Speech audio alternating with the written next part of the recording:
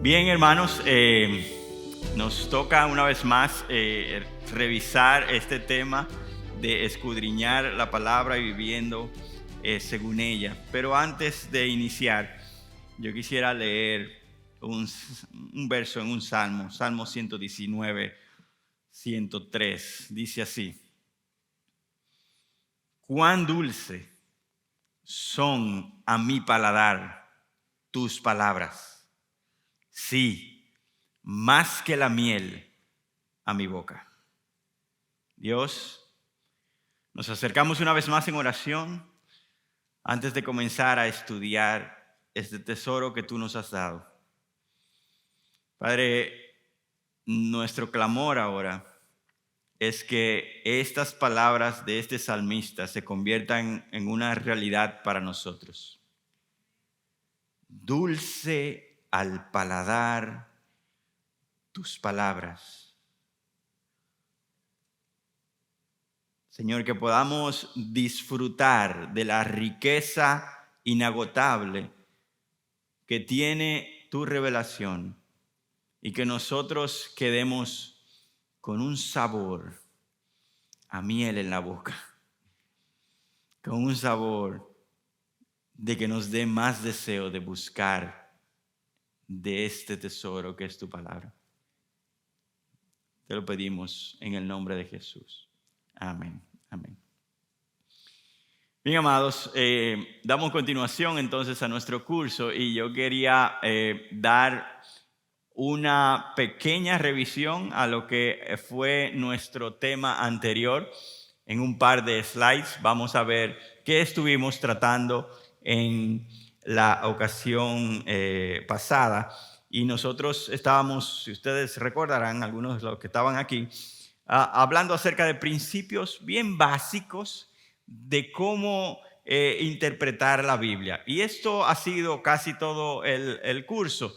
Sin embargo, en la ocasión pasada tratamos de tomar aquellos que eran como bien sencillos y prácticos en cuanto a la interpretación. Y estos fueron 10 solamente. El primero fue lo esencial de la palabra está suficientemente claro. La Biblia tiene cosas a veces difíciles de entender, pero hay otras que son lo esencial y lo principal, como relacionarnos con Dios, como tener la salvación, que eso está directo y claro para todo aquel que quiera conocerlo. Incluso estuvimos hablando, ¿verdad?, que no solamente eruditos, sino también las personas de poca educación pueden entender y comprender la Biblia porque Dios reveló lo esencial así. La Biblia también está escrita en un lenguaje antropomórfico, o sea, de forma de hombre, lenguaje de hombre, imágenes de hombre para que el hombre entienda, y fenomenológico, o sea, eventos, fenómenos, de acuerdo a cómo el hombre lo ve para que el hombre lo entienda.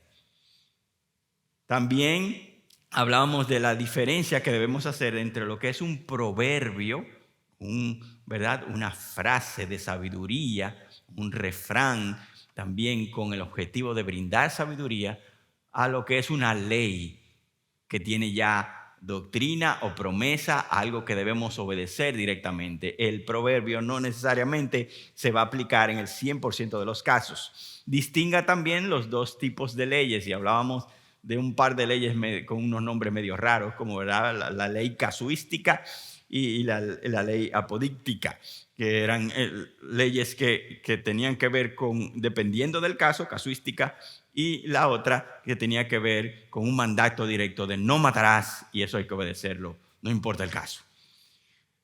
Distinga entre la letra de la ley y el espíritu de la ley. La ley tiene una letra, bueno, yo tengo que hacer esto, ok, pero detrás hay una enseñanza más profunda. No adulterarás, ok, ahí está, no me voy a acostar con nadie que no sea mi esposo o mi esposa. Pero detrás de eso hay un espíritu de la ley que era el no incluso codiciar, tener lujuria con nadie que no sea aquella persona que Dios tiene para ti. Lo sexto que hablamos fue entender el Antiguo Testamento a la luz del Nuevo Testamento. Conocer, ¿verdad?, de que esta Biblia es todo un conjunto de revelaciones que fue progresiva y Dios se reveló en el Antiguo Testamento y luego en el Nuevo Testamento y tengo que tomarlo todo para poder entenderlo. Así que el Nuevo lo leo a través de la luz del Antiguo y viceversa. El Antiguo también lo leo y lo entiendo y lo interpreto a través del Nuevo. Una enseñanza doctrinal, estuvimos hablando de un libro que es histórico, o sea, que cuenta narrativamente la historia que ocurrió en algún personaje, o un libro poético, debe buscar su afirmación en un libro de contenido doctrinal, un libro que sí hable directamente de doctrina, de enseñanzas que debemos seguir, porque un libro poético muchas veces no tiene la intención de brindar doctrina, sino de ilustrar algunas enseñanzas. Un pasaje oscuro debe interpretarse a la luz de un pasaje claro. Hay muchos pasajes en la Biblia que tú te puedes quedar allí y decir, oye, ¿qué rayos significará esto? Sin embargo, Dios no se quedó con los brazos cruzados para que su hijo se quede allí empantanado, sino que Él mostró en otros lugares detalles abundantes para que ese pasaje oscuro pueda entenderse. Entonces yo voy a otro lugar de la Escritura para interpretar la Escritura. También estuvimos hablando de que los diálogos y citas pueden aparecer parafraseados, o sea, algo que está aquí en el Antiguo Testamento, en el Nuevo puedo encontrarlo también como una referencia. Allí está lo que dijo Isaías, y este autor del Nuevo Testamento lo parafrasea, como muchas veces nosotros lo hacemos en nuestras conversaciones. Pues eso no quiere decir que hay un error, sino es simplemente una idea que él quiere tomar de eso que dijo el autor pasado en el Antiguo. Y por último, algo que vimos fue que la Biblia no endosa todo lo que aparece en ella. La Biblia contiene historias y relatos de hombres que pecaron vilmente. Y eso no quiere decir que porque aparezca ese pecado, entonces decimos, bueno, como está en la Biblia, yo tengo que hacerlo también. No, la Biblia está narrando muchas ocasiones y no está diciendo que hagamos o prescribiendo que hagamos eso.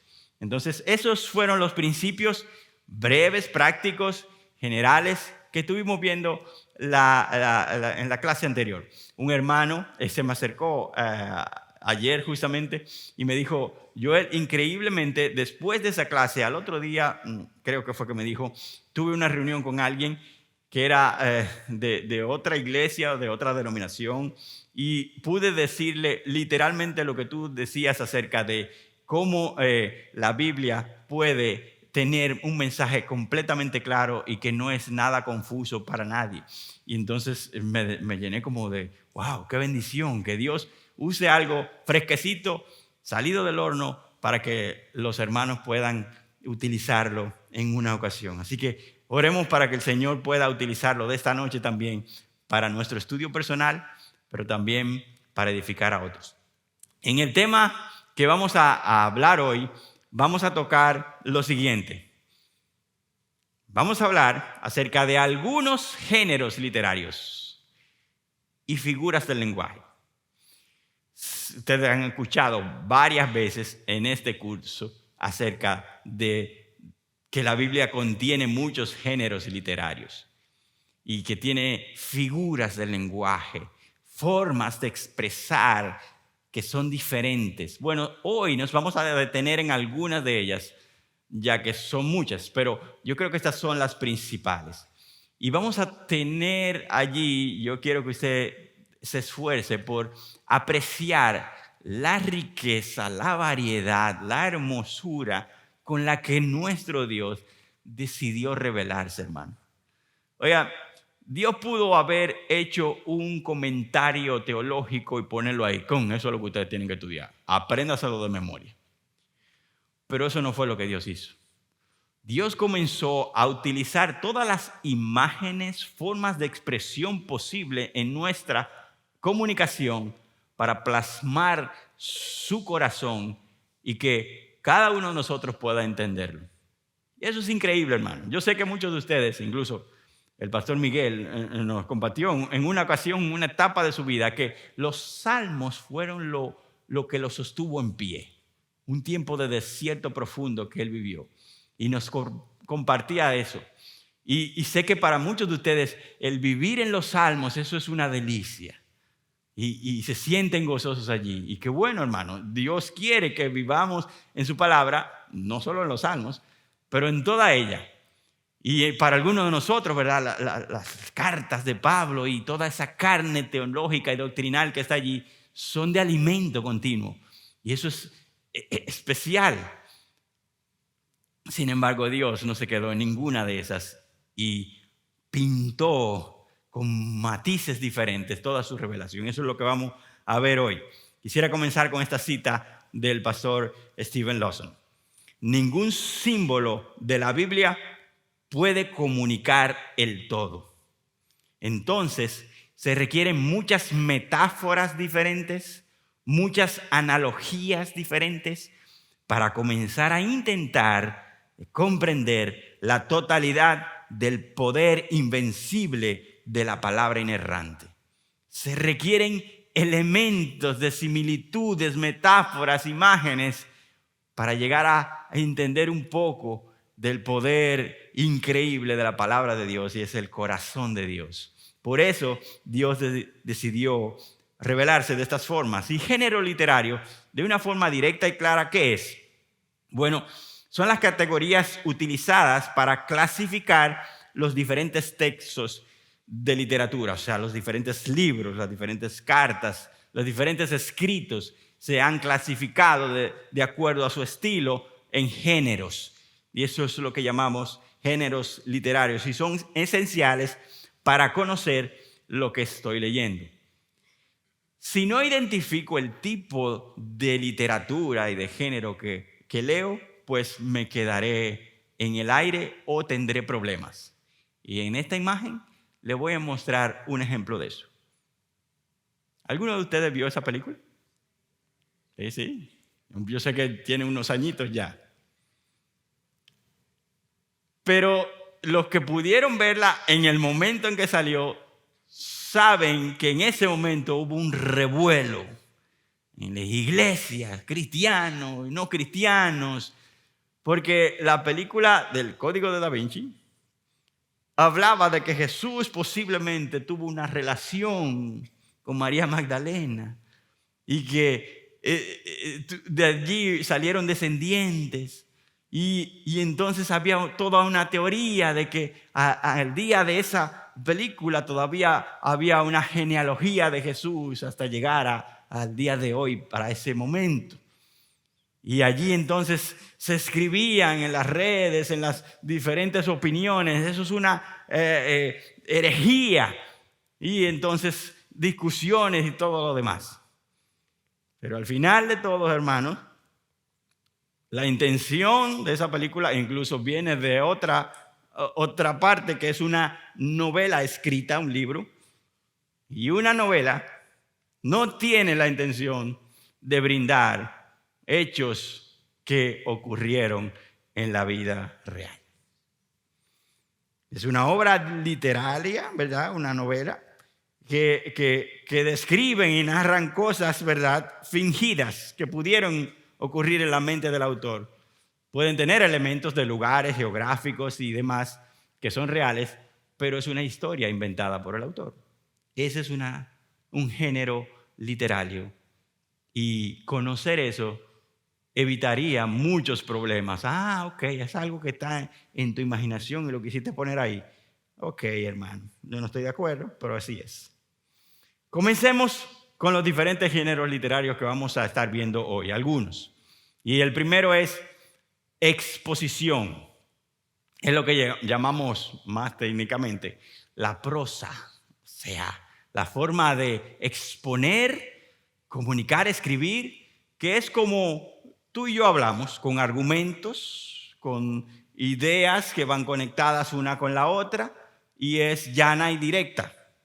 Dice aquí, Presenta un argumento lógico, razonado, organizado y fácil de entender. Por eso las cartas, como Hebreos, Romanos y todas ellas, son exposiciones, prosa.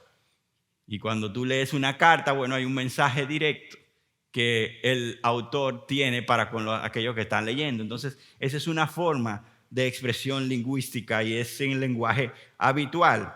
Y no tiene, ¿verdad?, no está atada, ¿verdad?, necesariamente a imágenes e ilustraciones, sino a un lenguaje directo. Entonces, ¿qué hacemos con este tipo de escritos y literatura? Bueno, ellas constantemente, frecuentemente tienen muchas palabras conectantes, que es lo que le llamamos conjunciones, ¿verdad? Por consiguiente, por tanto, entonces, eso está lleno en todas las letras, ¿verdad? En todas las cartas, epístolas de Pablo y de Pedro y de Juan. Entonces podemos ver allí que estas conjunciones establecen, ¿verdad?, relaciones entre las palabras y las oraciones que se dijeron antes y las que vienen después. En este tipo de escritura nosotros podemos sacar claramente doctrina porque el autor tiene la intención directa de enseñar y no tenemos que darle mucha vuelta. Hay otro tipo de género literario y es la narración, historias. Y yo, no sé usted, pero a mí me encantan las historias. Enseñando, pero también escuchando a otros que me cuenten las historias. ¿Por qué? Porque brindan perspectiva de cómo esta persona vio esto, pero también de eventos que ocurrieron y le añaden como emoción en muchos momentos. La narración cuenta una historia, expone el carácter de los personajes, describe los eventos y allí tenemos los evangelios, los hechos, los libros históricos en general. Allí podemos saber lo que ocurrió, ¿verdad?, con Jesucristo debido a este tipo de escritos. Cuándo y cómo fue su nacimiento, cómo creció, cómo fue crucificado, cómo enseñó, en qué momento lo hizo. Para eso están las historias, para mostrar un relato de acontecimientos y eventos. Importantes preguntas que nosotros tenemos que hacer a libros que son historia, como los evangelios, hechos. ¿Por qué aparece esta historia en este relato bíblico? Cada historia tiene un objetivo de por qué está ahí. Esta historia quiere contar cómo Pablo se convirtió al Señor. Y él estaba, ¿verdad?, caminando, yendo a Damasco, y de repente fue tumbado al suelo con una luz. Y así nosotros conocemos en esa historia lo que ocurrió. ¿Por qué aparece allí? ¿Quiénes son los personajes? Está allí Pablo, está allí sus acompañantes, después se unen otros. ¿Cómo son presentados los personajes? Algunos personajes van a ser presentados como injustos, inmorales, otros rectos, temerosos de Dios. Esas cualidades son importantes en la historia y eso quiere resaltar el Señor allí, ¿verdad? ¿Qué rol juegan? ¿Cuál es su papel? La conducta de los personajes progresa, o sea, va en la dirección adecuada que Dios quiere o retrocede y van contrario al Señor. La narración está más preocupada con el relato de la historia o del arreglo literario que con la secuencia histórica. Importante, hermanos, no tiene la intención de ser una expresión cronológica de cada cosa que ocurrió en cada hora del personaje, sino que trata de contar una historia con el objetivo de llegar a algo. Y a veces se van a saltar cosas. Yo no sé si usted ha estado en conversaciones con gente, ¿verdad?, que le quiere contar algo, pero que se para en tanto detalle que tú dices, pero por favor, llega. No, pero déjame decirte que... Pero no es que... Y ese no es tampoco el deseo de muchas de las narraciones que encontramos en la Biblia, sino que tienen un objetivo y van directo allá. En ocasiones se paran en unos detalles porque quieren sacar algo de ahí y después continúan. Asimismo, nosotros podemos ver eso en nuestro día a día. Otra forma de expresión, otro género literario, es la parábola. Y creo que en la AV la hemos tratado mucho. Tenemos todo un curso acerca de parábolas. Y es básicamente una historia también. Vemos ahora una narración, pero ahora es una narración corta, inventada por Jesús, que ilustra una enseñanza moral. Jesús se inventa una historia, sí, con elementos reales, de personajes que pudieron vivir, lugares reales, pero tienen detrás una enseñanza moral. Usa elementos de la vida diaria, nos lleva a pensar y a reflexionar. Su objetivo principal es más ilustrar que establecer doctrina. Incluso la palabra parábola, parabolé en griego, significa eso, comparación. Yo lo que quiero es traer una cosa y ponerla del lado de la otra, y que esa comparación te ayude a ti a entender mi enseñanza moral. Ese es el objetivo. Y por eso cuando nosotros vemos la historia del rico, ¿verdad? Y Lázaro, una de las que consideramos parábolas, aunque hay argumentos por allí que quieren como pensar que no, pero eso es una parábola. Muchos a veces cometen el error de detenerse en, ok, así va a ser cuando la gente se muera, el infierno. Entonces yo voy a poder hablar con fulano y por favor, mándale un mensaje a fulano. No, ese no es el deseo ni el detalle de la parábola. Tiene una intención detrás, un objetivo principal, y es el contexto que Jesucristo le da en ese momento a cada parábola.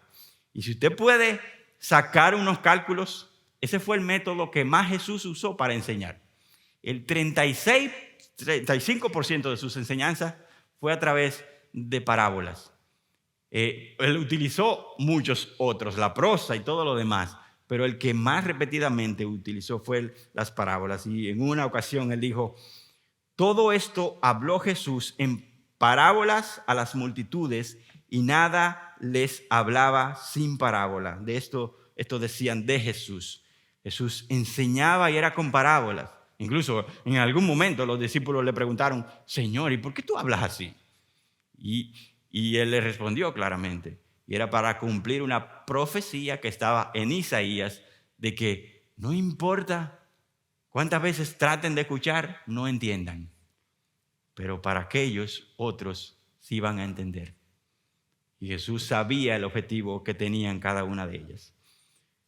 Cuando yo me encuentre con una parábola o tú te encuentres, no cometas el siguiente error. Considerar que las parábolas son alegorías donde todo tiene un significado simbólico. La parábola del buen samaritano. Y allí me voy a detener en cada detalle para saber qué significa cada elemento. No. Una alegoría es, por ejemplo, el famoso libro El progreso del peregrino. Esa es una alegoría donde cada personaje tiene un significado y el lugar a donde va, incluso tienen nombres para dar ese significado. Pero las parábolas no son así. En los años antiguos, incluso el teólogo Agustín de Hipona, cayó en alegorizar la parábola del buen samaritano. Y uno se ríe en el día de hoy, pero así fue que él explicó el significado de cada cosa. El hombre, el que fue asaltado, es Adán. Jerusalén, de donde el hombre, ¿verdad?, venía o iba, no recuerdo, es la ciudad santa. Jericó es la luna, que significa nuestra mortalidad. Los ladrones son el diablo y sus ángeles que persuaden al hombre a pecar. El sacerdote y el levita representan el sacerdocio y el ministerio del Antiguo Testamento. Y el buen samaritano es Cristo, el asno es la encarnación y el hotel la iglesia. Esa no es la intención de cuando tú entras a una parábola. Gracias a Dios yo estuve leyendo un poco acerca de ese tipo de interpretaciones de los teólogos antiguos y ellos, a pesar de que hacían eso, aclaraban, esta es mi interpretación y no es para que ustedes la tomen como doctrina. Ok. Sin embargo, a veces se comete ese error en los días de hoy con las parábolas o cualquier otra enseñanza. Esa no es la intención.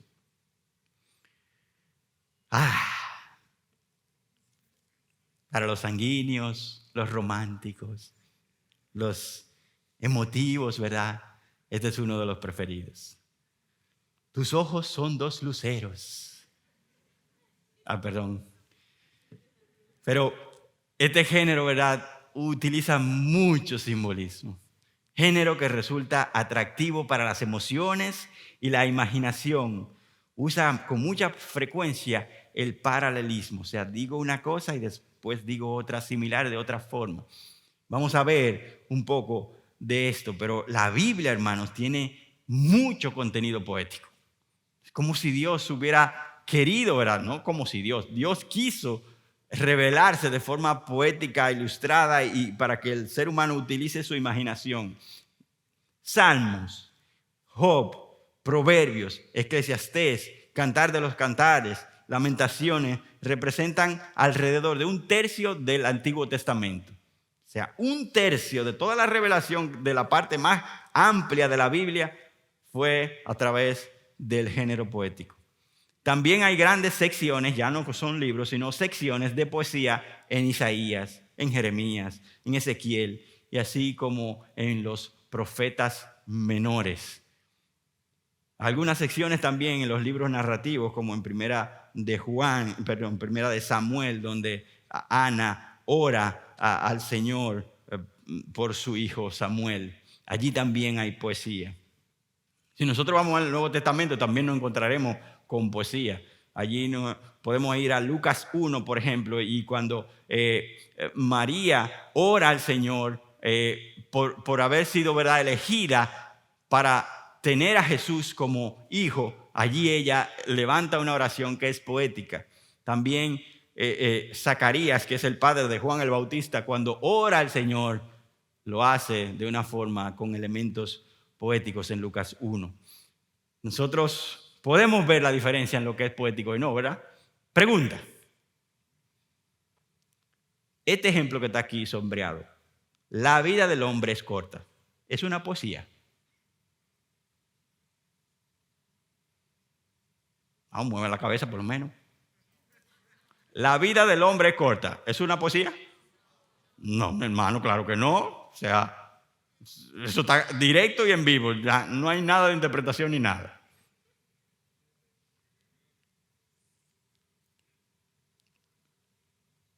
Salmo 103. El hombre, como la hierba son sus días, como la flor del campo, así florece. Cuando el viento pasa sobre ella, deja de ser y su lugar ya no la reconoce. La vida del hombre es corta. Se pudo haber dicho de esa forma, de la forma más resumida y directa, pero Dios eligió mostrarlo de forma que nosotros podamos entender, así como nace la hierba y pasa el viento, así pasamos nosotros cuando esa hierba ya se seca y deja de florecer. Increíble nuestro Dios, ¿verdad? Increíble su revelación también, hermano. Por eso, iniciando, queríamos volver a recordar lo que decía el salmista. Cuán dulces son a mi paladar tus palabras. Que eso no deje de ser algo práctico en tu vida y real. Que cuando te sumerjas a su palabra, trates de ver al Dios detrás de esa palabra y tú pudieras decir, wow, ¿qué Dios es este? ¿Por qué lo hiciste así, Dios? ¿Por qué te detienes a hacer esas cosas así?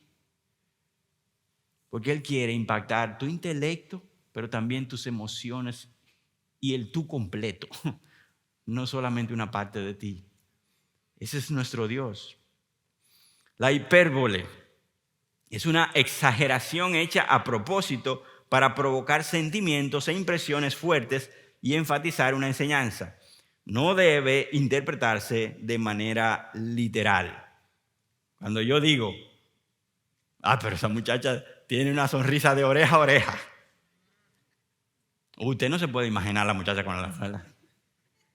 Hasta aquí. Sino que eso tiene una exageración incluida de que esa muchacha se está riendo muchísimo.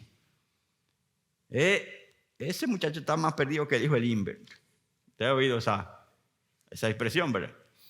Bueno, viene de una historia muy triste del hijo de Limber que lamentablemente se perdió y falleció, pero tiene un sentido, ¿verdad? Y esta persona no sabe para dónde va.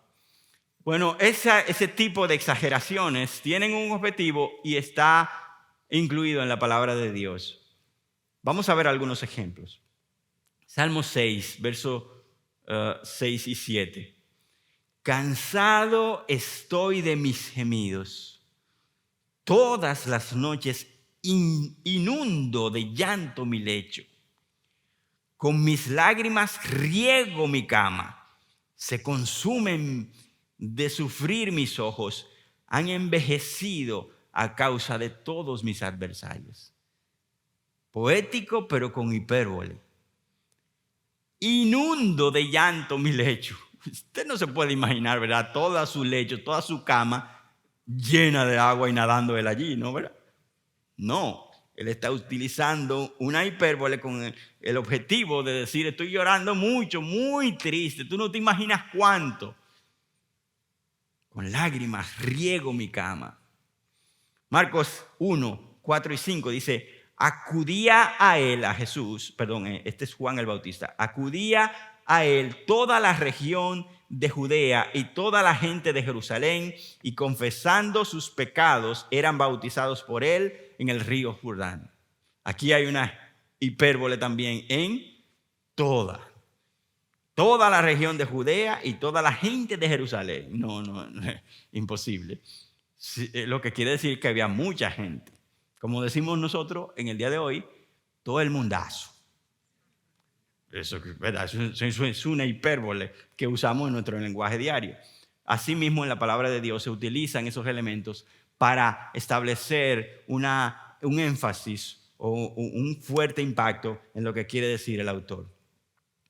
También dentro de estos géneros encontramos literatura de sabiduría y hemos hablado un poco acerca de los proverbios versus la ley. ¿Qué características tienen estos? Bueno, encierran verdades expresadas de forma corta y en el caso de proverbios esta enseñanza está relacionada a la conducta humana. Hay una verdad que quiero enseñar y está relacionada a tu conducta, a tu diario vivir. Esto lo vemos, ¿verdad? En Job, Proverbios, Eclesiastés, Salmos. Bueno, recordemos, que ya lo mencionamos, que estos libros encierran principios de sabiduría y no promesas absolutas. En la ocasión anterior utilizamos un pasaje que decía, instruye al niño en su camino, y después que fuere viejo, no se apartará de él. Y eso es un proverbio que muchos lo han utilizado como promesa. Este es otro que pudiéramos caer en ese error.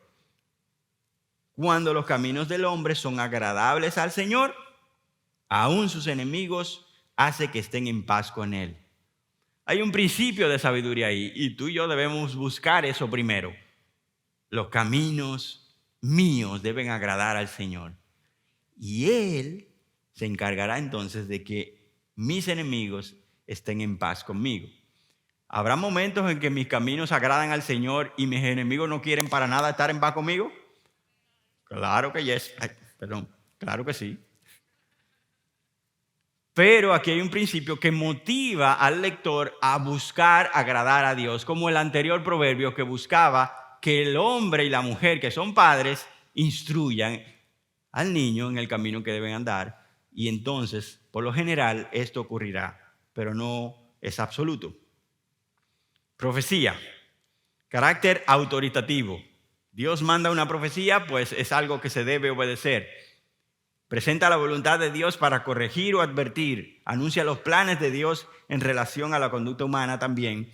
Y aquí hay algunas preguntas importantes que debemos hacerles a las profecías. ¿Quién la dijo? ¿Qué fue lo que dijo? ¿Para quién fue que se dijo esa profecía? ¿Por qué se dijo? ¿Cuándo fue y dónde es?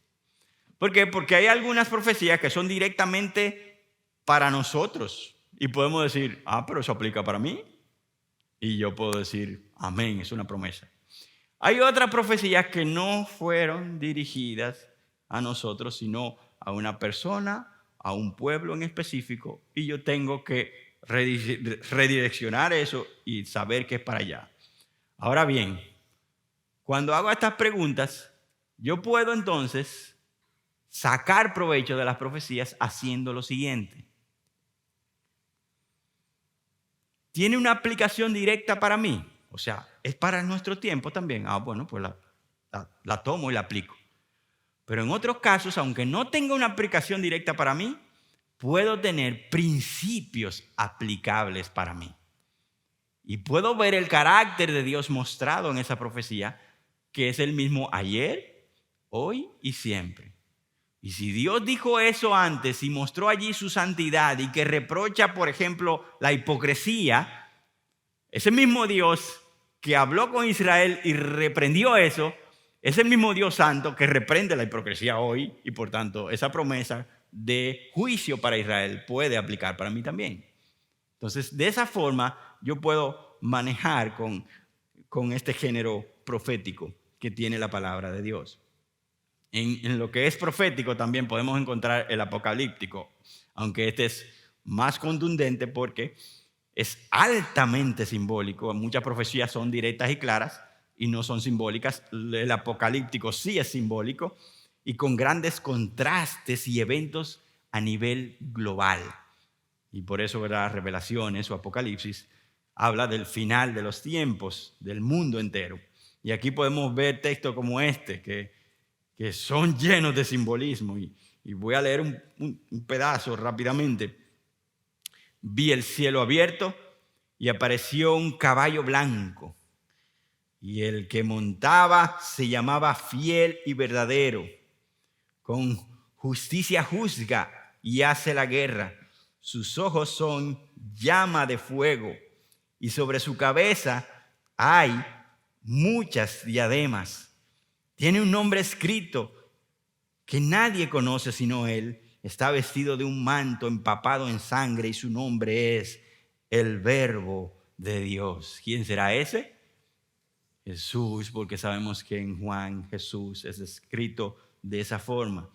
Así es el lenguaje o el género apocalíptico, ¿verdad? Con muchos simbolismos y de un contexto más global del fin de los tiempos. Nosotros podemos ver que en la Biblia también hay drama.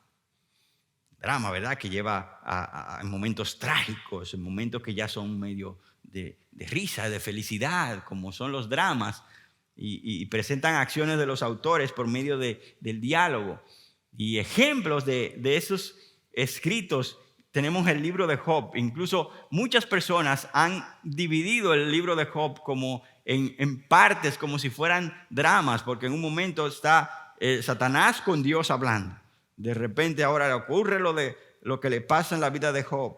Y ahora Job pasa a conversaciones con sus amigos y después Job habla con Dios y así lo dividen en actos como en un formato dramático antiguo con prólogo, actos, escenas y epílogo.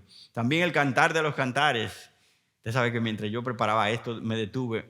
Hace mucho tiempo que no leo el Cantar de los Cantares.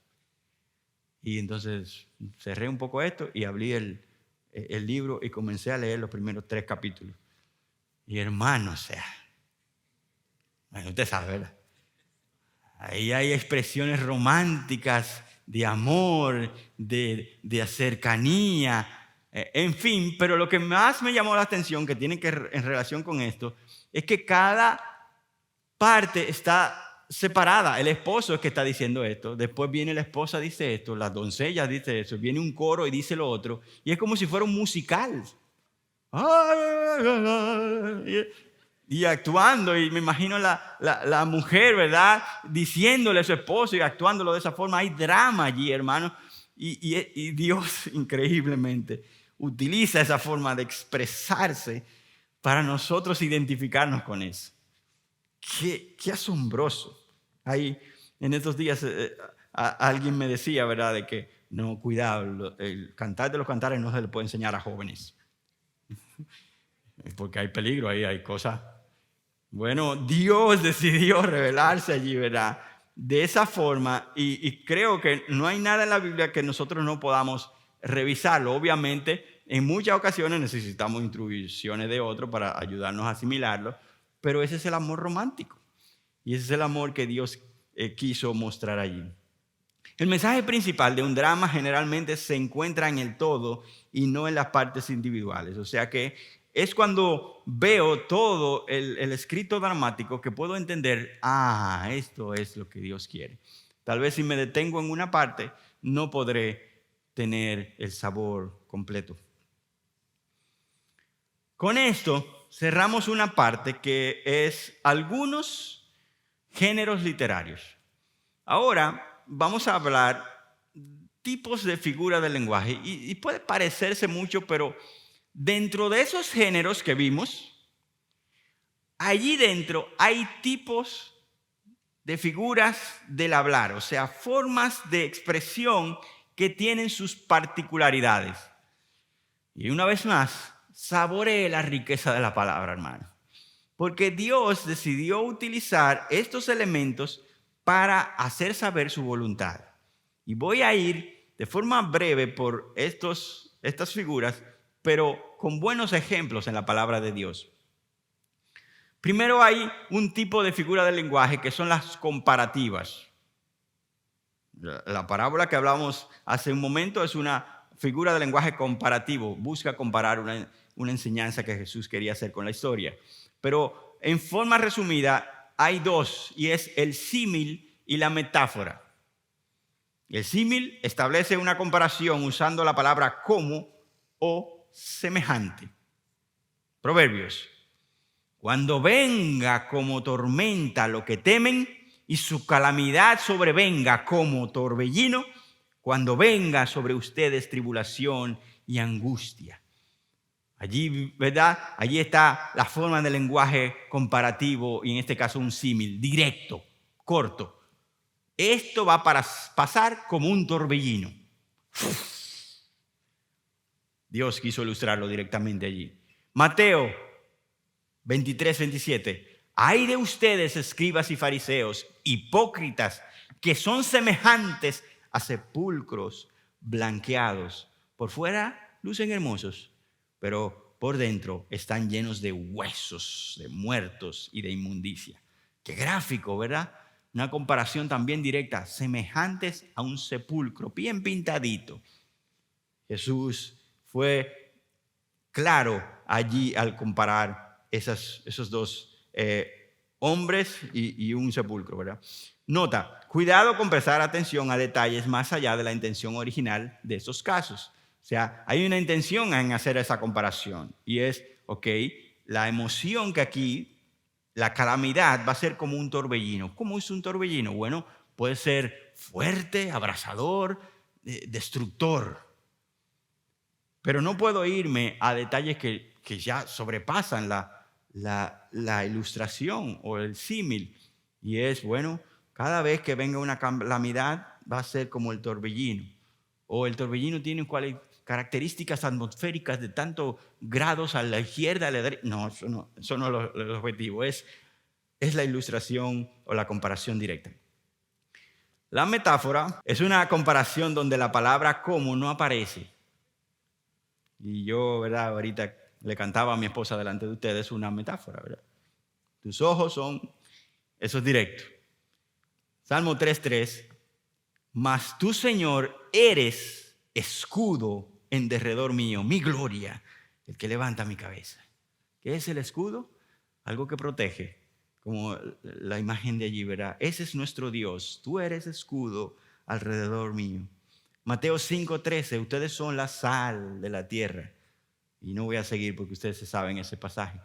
Esas son metáforas, ilustraciones, comparaciones, palabras que van directamente a decir lo que esta persona intenta en cuanto a las características del otro.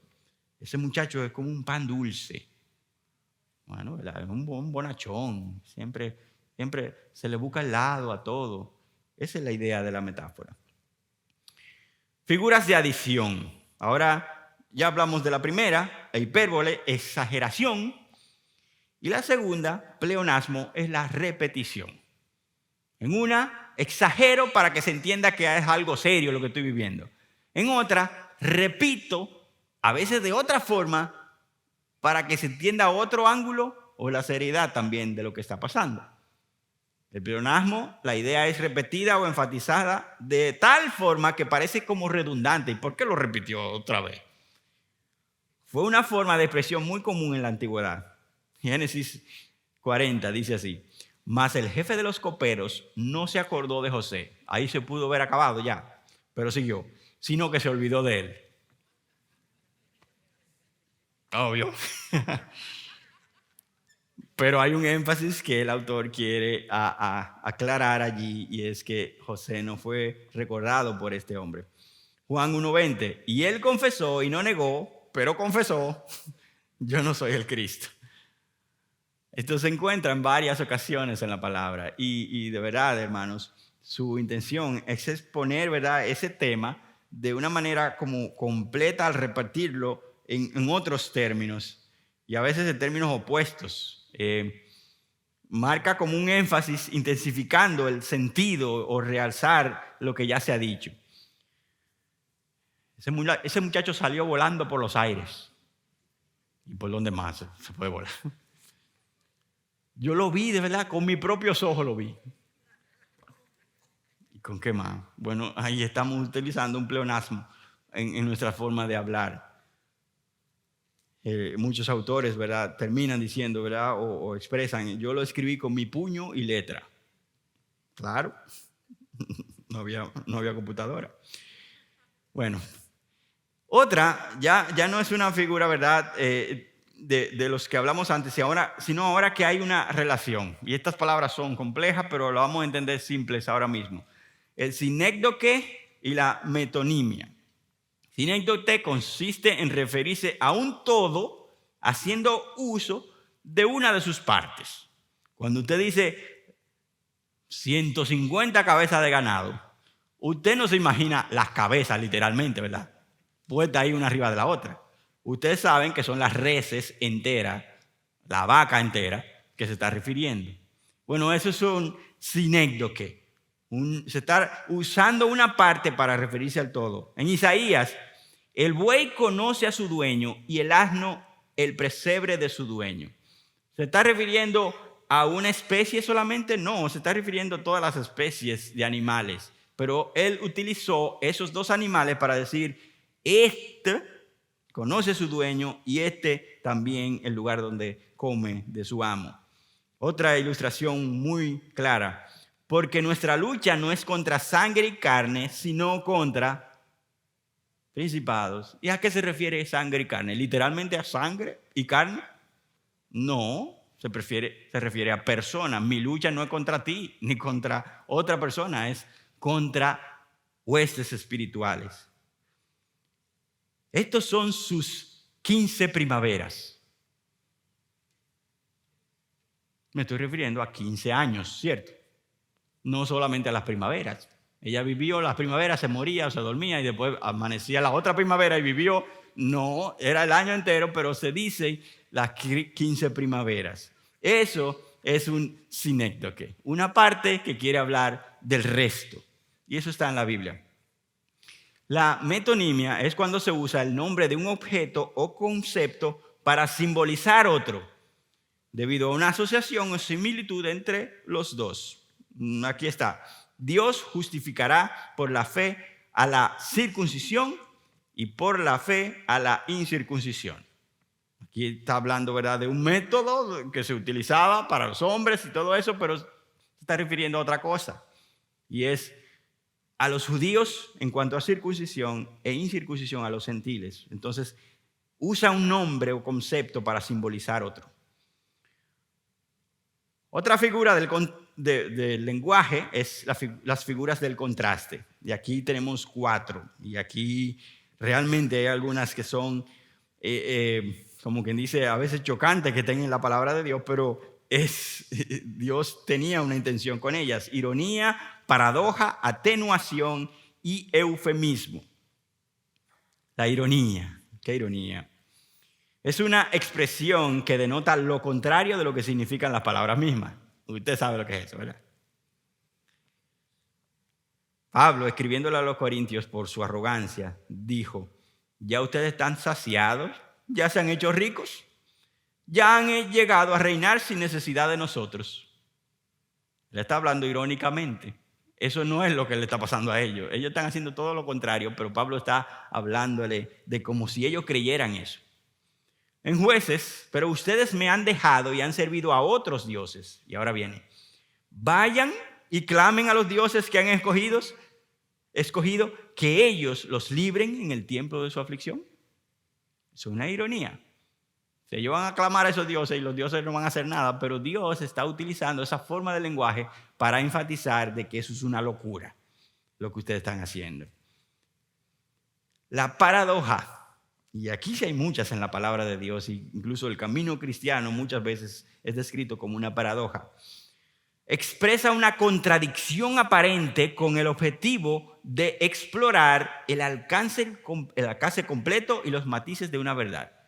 Hay como una contradicción, pero lo que hace es enfatizar algo que es más amplio.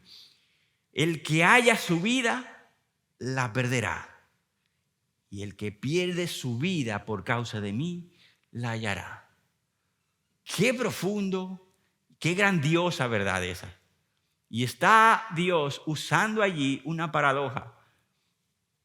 ¿Tú quieres hallar tu vida? Pues tienes que perder la que tienes. Yo te voy a dar la verdadera. Si tú pierdes la verdad, la que tú tienes ahora mismo por causa de mí, tú vas a hallar la que yo tengo que vale más. Y allí está la paradoja, ¿verdad?, del lenguaje bíblico. Segunda de Corintios 12. Por eso me complazco en las debilidades, por amor a Cristo. Porque cuando soy débil, entonces soy fuerte. ¿Cómo así? ¿O eres una de la otra? No, pero él está utilizando esa paradoja porque humanamente parezco como débil porque estoy en luchas, en debilidades, en ofensas, en persecuciones, pero si es por amor a Cristo, mi hermano, aunque yo parezca débil, soy fuerte. Este hombre exterior se desgasta, pero el interior se renueva de día en día. Y allí está la paradoja de la vida cristiana. Atenuación, en un término técnico, es litote. No creo que yo vaya a usar esa palabra más nunca después de esta clase, pero es importante que usted y yo sepamos si en algún momento la escuchamos a qué se refiere. Atenuación, litote, no expresa directamente lo que se quiere decir, sino que expresa lo contrario a lo que se afirma. Ok, vamos, ilústrame. Ok, aquí está. Mas vosotros seréis bautizados en el Espíritu Santo dentro de no muchos días. Entonces, como que hay algo ahí como medio raro, ¿verdad? Debió decir dentro de muchos días y ya directo.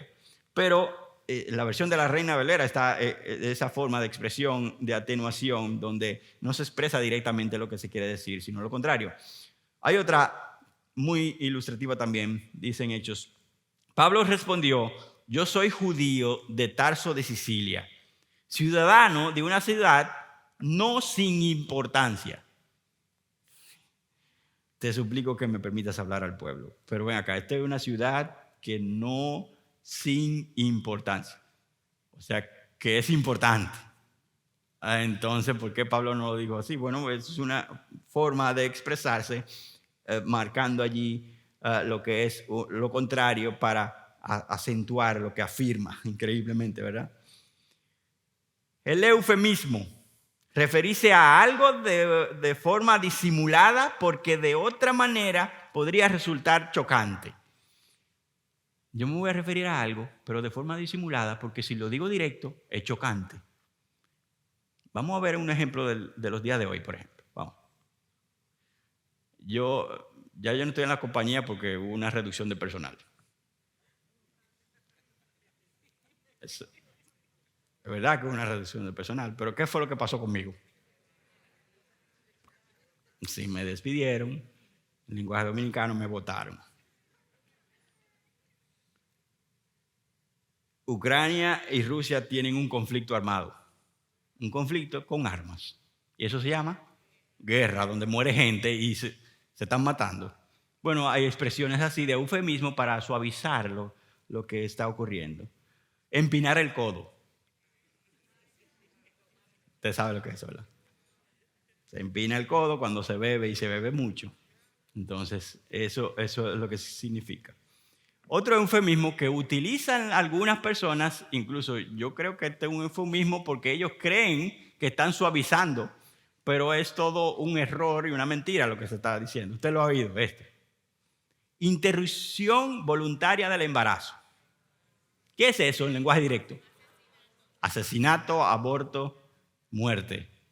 Y esto es para suavizarlo, para que la gente no entienda. No, no es eso, es una interrupción voluntaria del embarazo. Se interrumpió y vuelve a comenzar. No ya. ¿Por qué interrupción es esa? Eso es muerte. Bueno, de esa misma forma hay eufemismos en la palabra de Dios. Dice Levítico, ninguno de ustedes se acercará, o en otras versiones, se llegará a una pariente cercana suya para descubrir su desnudez. Yo soy el Señor. ¿Qué se refiere allí? A tener relaciones íntimas con esa persona. No se acercará o no se llegará a una pariente cercana para descubrir su desnudez. Vamos ahora a figuras de índole personal. La personificación, y eso seguro ustedes lo han visto, ¿verdad? Elementos que parecen como si fueran personas, refiriéndose a ellos. Y el apóstrofe. Y esto no es la comilla que usamos como apóstrofe, sino otra cosa. Dice aquí, personificación consiste en atribuir características de personas a cosas inanimadas. Muchos salmos tienen esto. El mar ríe y huye. El Jordán retrocede, los montes saltan.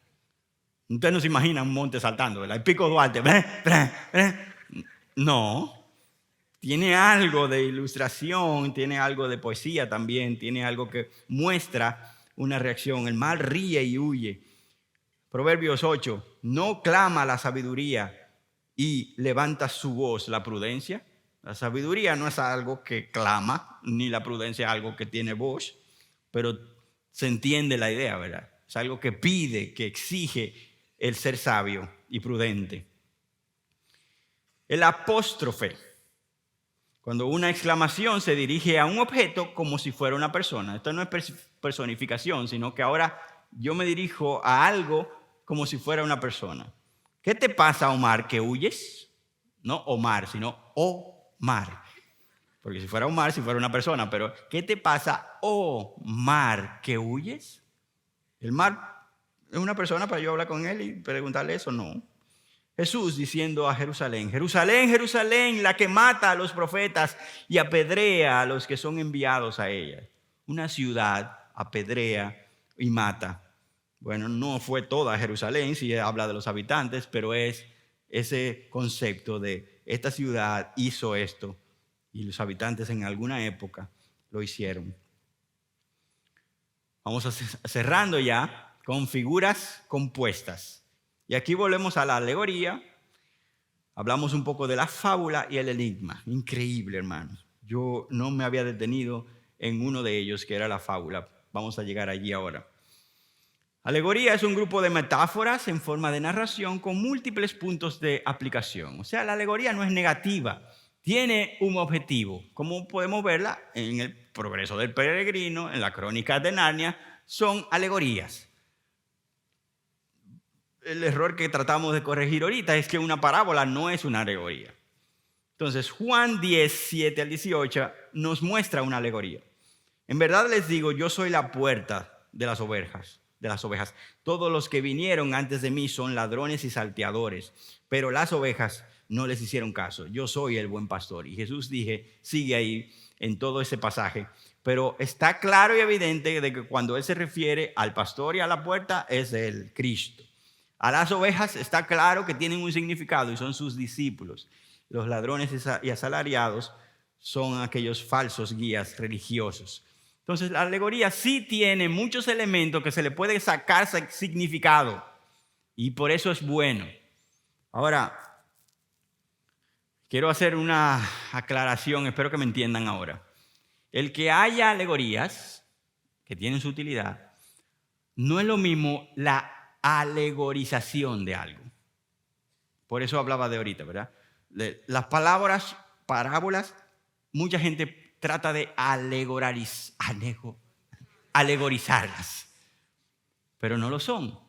Y así muchos textos de la palabra, hasta mandamientos directos o historias directas, muchos predicadores, maestros, si se pueden llamar así, alegorizan esa enseñanza y le sacan la quinta pata al gato cuando no es eso. Eso sería alegorizar. La fábula.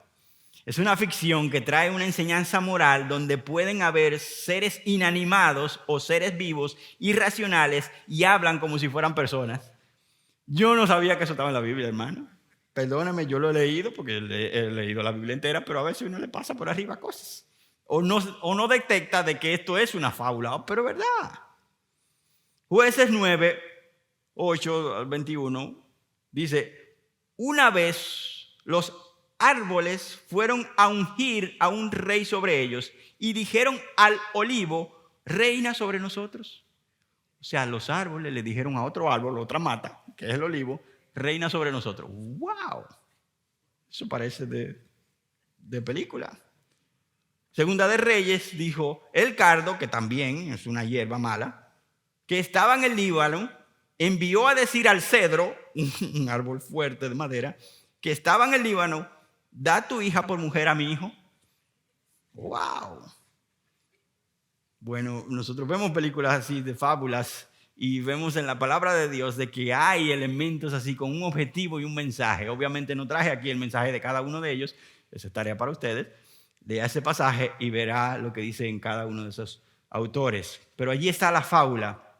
Y el enigma sí lo hemos visto y tiene un objetivo claro. Es una declaración con un significado un tanto encubierto y debe ser buscado o reflexionado para encontrarlo. O sea, aquí viene alguien, Jesús, y tira una expresión, expresa algo que parece como, ¿y qué es eso? Y es un enigma donde el que está oyendo tiene que pensar un poco para saber lo que significa. Y fue cuando Jesús, ¿verdad?, le dijo a Nicodemo, ¿así que se llama? En verdad te digo que el que no nace de nuevo no puede ver el reino de Dios. Un doctorazo en la ley, intérprete, se quedó como en el aire. Nacer de nuevo. Y es posible uno entrar a la matriz de la mujer, pero no. Jesús estaba tirando allí un enigma que había que pensarlo bien. Apocalipsis, ahí hay muchos. El que tiene entendimiento que calcule el número de la bestia, porque el número es el de un hombre. Su número es 666. ¿Qué es eso? Parece como una ecuación de álgebra. Pero Dios utiliza estos elementos para que los oyentes, lectores, comiencen a reflexionar cómo esto tiene sentido con el resto de la revelación y cómo aplica para mí. Eso es una figura del lenguaje. Terminamos, hermanos, con esta cita. Y esta cita la traje, no me voy a volver atrás para que no la vayan a leyendo antes de que yo diga. Esta cita la traje porque iniciamos con una motivación a tú darte cuenta del Dios que decidió hacer todo esto, hermano. Aquí solamente revisamos algunos de los géneros literarios y de las figuras del lenguaje que están aquí. ¿Por qué Dios hizo eso? ¿Cómo eso aplica a tu vida, el que Dios haya decidido hacer eso? Dios quiere que le entiendas, que le conozcas, que lo disfrutes incluso. Que disfrutes su creación, que disfrutes las relaciones y que todo esto a través de muchas formas para que tú y yo, hijos suyos, podamos comer esto, saborearlo, no tenerlo guardado y que pasen meses, sino, wow, hay un encuentro nuevo y diferente cada vez que abro tu palabra, Señor. Por eso el salmista decía, ¿verdad? Cuán dulce es a mi paladar tus palabras. Y esta cita, entonces, dice lo siguiente. La Biblia contiene unidad en la diversidad y expresa su mensaje único en una rica variedad de formas literarias. La literatura de la Biblia es una interpretación estéticamente hermosa de la experiencia humana desde una perspectiva divina. Mientras leemos, interpretamos y buscamos aplicar las verdades de las Escrituras, debemos tener cuidado de no pasar por alto esta dimensión artística o perderemos una parte importante de disfrutar la Biblia. Eso es verdad, hermanos. Detente, disfruta, medita, vive la palabra de Dios.